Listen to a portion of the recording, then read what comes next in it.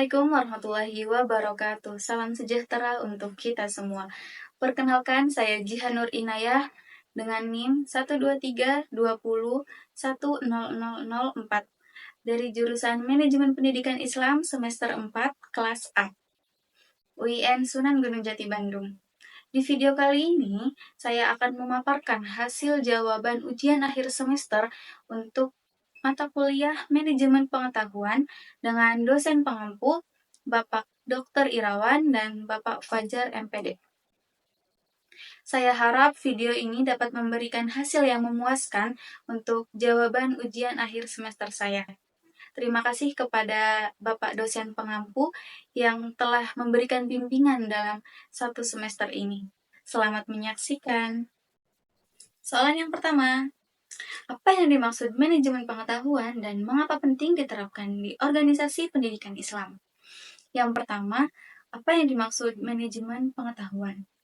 Manajemen pengetahuan sendiri atau yang biasa disebut knowledge management adalah proses sistematis untuk menciptakan, mengumpulkan, mengorganisasikan, menyimpan, membagikan, dan menggunakan pengetahuan dalam suatu organisasi. Tujuan utamanya adalah agar pengetahuan yang dimiliki individu dapat dimanfaatkan dan dikolektifkan untuk meningkatkan kinerja organisasi.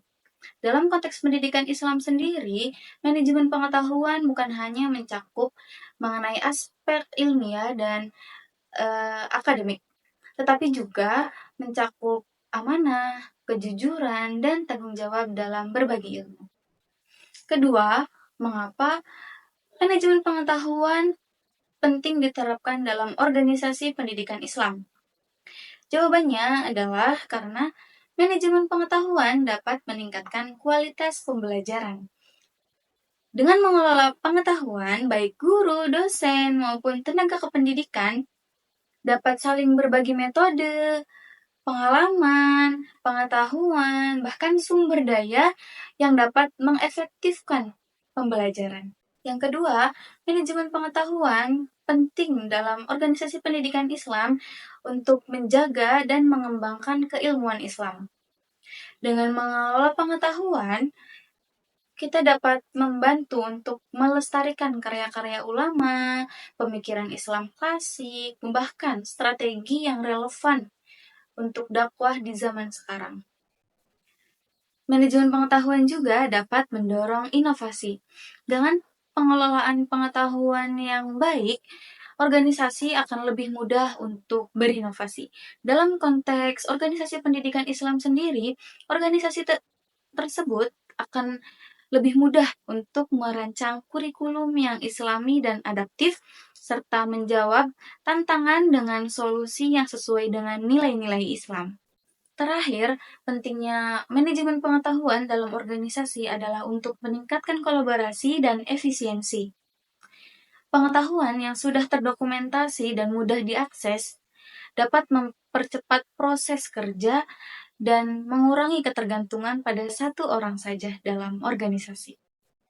Terakhir, pendapat saya mengenai tantangan penerapan manajemen pengetahuan di lembaga pendidikan adalah yang pertama karena kurangnya budaya untuk saling berbagi pengetahuan. Jadi, pengetahuan tersebut cenderung disimpan sendiri dan tidak terdokumentasi dengan baik. Kurangnya infrastruktur teknologi untuk menyimpan pengetahuan juga menjadi tantangan, lalu belum siapnya SDM, dan kurangnya dukungan dari pimpinan juga menjadi tantangan dalam penerapan manajemen pengetahuan di lembaga pendidikan. Kesimpulannya, manajemen pengetahuan adalah cara untuk membagikan dan menyimpan ilmu dalam suatu organisasi.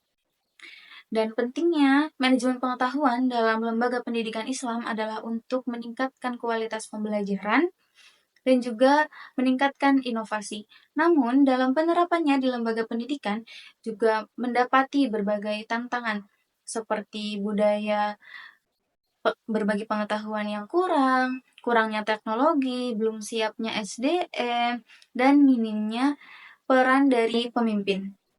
Soalan kedua, jelaskan perbedaan antara tacit knowledge dan explicit knowledge dan Contoh nyatanya dalam dunia pesantren, lalu masjid, dan organisasi keislaman.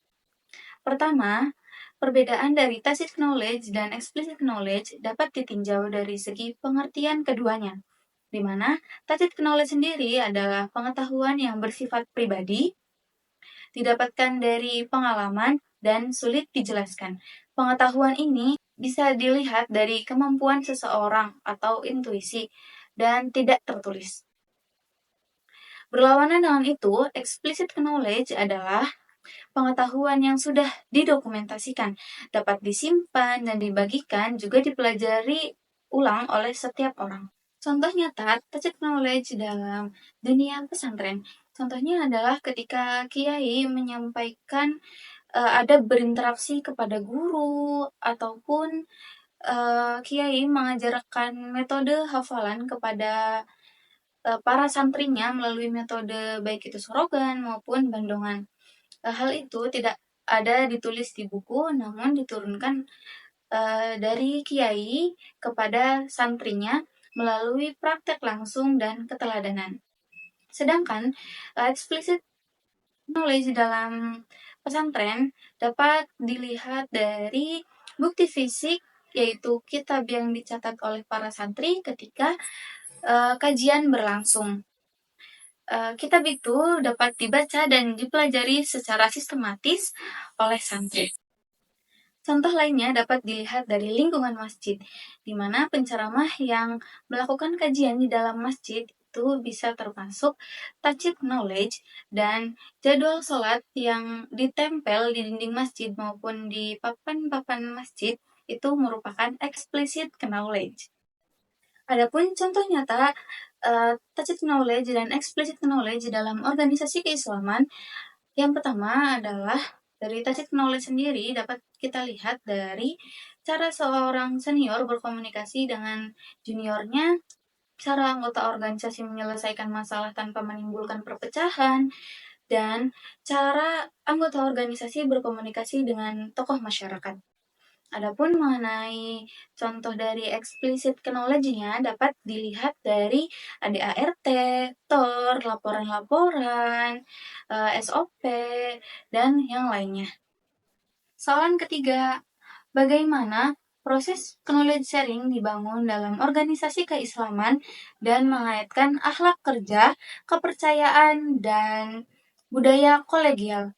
Yang pertama yang harus kita ketahui yaitu adalah knowledge sharing. Knowledge sharing atau berbagi pengetahuan adalah proses berbagi informasi, ide, pengalaman, dan pengetahuan antar individu maupun organisasi. Tujuan utamanya adalah agar pengetahuan itu tidak terhenti pada dirinya sendiri, akan tetapi bisa dimanfaatkan oleh orang lain untuk meningkatkan kinerja organisasi. Misalnya, seorang senior melatih juniornya, atau pada saat rapat organisasi saling bertukar ide dan informasi, itu termasuk knowledge sharing. Dengan berbagi pengetahuan, kita tidak akan kehilangan apapun, justru malah makin memperkuat organisasi tersebut. Nah, dalam proses membangun knowledge sharing dalam organisasi keislaman dapat dilakukan dengan membangun akhlak kerja keislaman, seperti amanah, lalu juga tanggung jawab, ikhlas. Hal itu akan membuat anggota dalam organisasi itu lebih terbuka akan berbagai ilmu dan tidak menyembunyikan pengetahuan untuk kepentingan pribadi. Menumbuhkan kepercayaan atau trust antar anggota juga dapat menjadi fondasi yang penting untuk knowledge sharing. Hal ini dapat dilakukan dengan saling menghargai, menjaga rahasia, dan menjaga komunikasi tetap terbuka antar anggota. Membentuk budaya kolegial juga tidak kalah penting dalam knowledge sharing. Hal ini pada organisasi keislaman sendiri tercermin dari semangat ukhuwah atau semangat persaudaraan. Budaya kolegial ini dapat diterapkan organisasi melalui rapat mingguan, di mana pada rapat tersebut para anggota dapat membagikan informasi, pengalaman, maupun ide-ide kreatifnya untuk dikembangkan selanjutnya. Mengenai metode knowledge sharing yang dapat digunakan dalam organisasi, bisa menggunakan metode mentoring, kajian, melalui grup sosial media, ataupun pelatihan, workshop, dan yang lainnya.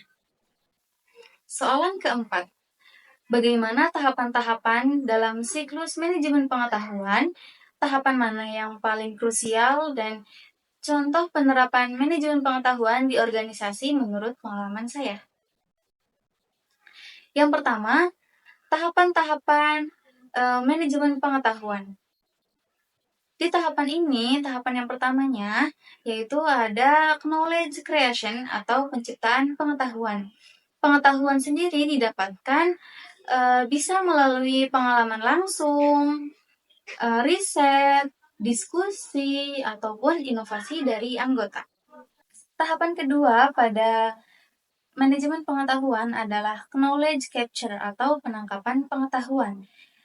Contohnya, pengalaman. Pengalaman itu termasuk tacit knowledge, sedangkan dokumentasi dari pengalaman tersebut merupakan explicit knowledge. Misalnya, saya datang ke sebuah pengajian yang ada di masjid. Pengalaman saya mendapatkan kajian tersebut merupakan penangkapan saya mengenai pengetahuan itu. Disebut tacit knowledge. Sedangkan ketika saya datang ke kajian dan mendokumentasikan kajian tersebut, merekam kajian tersebut, itu merupakan penangkapan explicit knowledge. Dan yang ketiga, tahapannya yaitu adalah knowledge organization atau pengorganisasian pengetahuan. Pada proses ini, pengetahuan yang sudah didapatkan akan disimpan atau akan dikumpulkan dan diarsipkan untuk dikelola selanjutnya. Tahap keempat adalah knowledge sharing. Knowledge sharing ini dapat dilakukan melalui dari sosial media, pelatihan, workshop, rapat, dan lain sebagainya. Tahapan yang kelima adalah penerapan dari pengetahuan itu sendiri. Dalam organisasi, pengetahuan yang sudah didapat akan bisa diimplementasikan dalam organisasi itu. Dan tahapan yang keenam adalah evaluation atau evaluasi. Pada tahapan akhir ini, pada tahapan keenam ini, organisasi tersebut dapat melakukan evaluasi, menilai apakah pengetahuan tersebut relevan untuk diterapkan atau tidak. Itu adalah tahapan-tahapan dari proses manajemen pengetahuan. Dan tahapan yang menurut saya paling penting dan paling krusial pada manajemen pengetahuan ini adalah pada tahap knowledge organization atau pengorganisasian pengetahuan. Kenapa sangat penting? Karena dengan menyimpan atau mengarsipkan pengetahuan itu kita dapat menyebarkan pengetahuan kepada orang lain yang mungkin membutuhkan pengetahuan itu, dan juga dapat kita baca berulang gitu.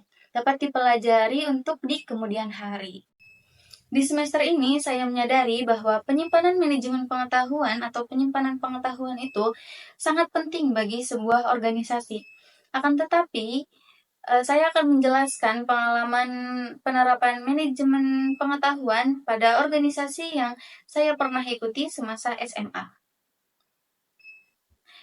Saya mengikuti organisasi OSIS sewaktu SMA, dan dalam organisasi tersebut menerapkan manajemen pengetahuan atau penyimpanan pengetahuan setiap kali rapat, yaitu menyimpan notulensi rapat pada folder digital, yang mana notulensi rapat tersebut akan dibagikan kepada semua anggota di dalam grup sosial media agar para anggota yang tidak sempat hadir dalam rapat juga mendapatkan informasi mengenai organisasi. mengenai perkembangan acara contohnya. Dan penyimpanan pengetahuan dalam organisasi tersebut juga dilakukan ketika mendapatkan dokumen-dokumen penting seperti laporan sebelumnya, RAB, TOR, dan lain sebagainya. Laporan-laporan itu dapat digunakan untuk mempermudah membuat laporan selanjutnya, laporan pertanggungjawaban khususnya. Jadi ketika para anggota akan menyusun laporan pertanggungjawaban, itu tidak harus memulainya dari nol. Itu kenapa saya mengatakan penyimpanan pengetahuan itu merupakan hal yang paling krusial pada siklus atau tahapan manajemen pengetahuan ini. Soalan kelima, apa peran teknologi informasi dalam sistem manajemen pengetahuan dan potensi juga tantangannya dalam penerapan teknologi informasi khususnya manajemen pengetahuan di dalam lembaga keagamaan. Di era digital saat ini, teknologi informasi memegang peranan yang sangat penting untuk mendukung penerapan manajemen pengetahuan atau knowledge management. Manajemen pengetahuan sendiri adalah penciptaan, penyimpanan, dan pembagian pengetahuan dalam suatu organisasi. Nah, teknologi informasi ini akan mempermudah proses dari manajemen pengetahuan itu sendiri, mempercepat dan membuat efisien proses itu sendiri. Dengan teknologi seperti database, cold storage, artificial intelligence, dan platform digital lainnya, pengetahuan akan mudah disimpan dan diakses kapan saja dan di mana saja. Seperti contohnya, karyawan dapat memberikan idenya lewat forum internal, menyimpan dokumen penting melalui cloud, dan dapat mengakses pelatihan digital untuk meningkatkan kompetensi dirinya. Teknologi juga memungkinkan pencarian informasi secara otomatis, pelacakan kontribusi pengetahuan, bahkan analisis data untuk pengambilan keputusan yang lebih baik. Pada intinya, teknologi informasi ini berguna untuk menyebarkan pengetahuan dengan cepat, menjaga pengetahuan, dan membangun budaya berbagi dalam organisasi.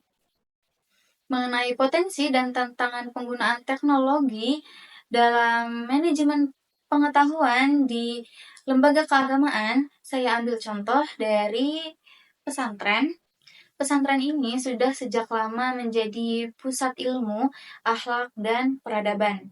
Kini dengan hadirnya teknologi informasi, pesantren mempunyai potensi yang besar untuk mengelola pengetahuan menjadi lebih efektif dan efisien. Teknologi pada pesantren dapat digunakan untuk mendokumentasikan ilmu, menyimpan kitab-kitab, serta mempermudah akses materi oleh santri dan para alumni. Melalui sosial media, pesantren juga dapat membagikan kajian ataupun ceramah pada masyarakat luas. Namun, di balik potensi-potensi itu, terdapat juga tantangan dalam penerapan teknologi informasi untuk manajemen pengetahuan dalam pesantren ini. Seperti tidak semua pesantren mendapatkan jaringan yang stabil, lalu juga perangkat digital yang kurang memadai dari pesantren, kurangnya literasi guru dan santri, dan juga akan adanya kekhawatiran konten yang tidak sesuai dengan nilai Islam. Solusinya adalah menggabungkan teknologi dan nilai-nilai kepesantrenan. Kita tetap memakai teknologi sebagai alat dan menjaga adab dan keikhlasan untuk mencari ilmu. Demikianlah pemaparan ujian akhir semester untuk mata kuliah manajemen pengetahuan. Semoga pemaparan saya dapat memuaskan dan bermanfaat bagi kita semua. saya menyadari bahwa pemaparan tersebut masih jauh dari kata sempurna. Maka itu, saya terbuka untuk masukan dari dosen dan teman-teman sekalian. Terima kasih atas kesempatannya. Assalamualaikum warahmatullahi wabarakatuh.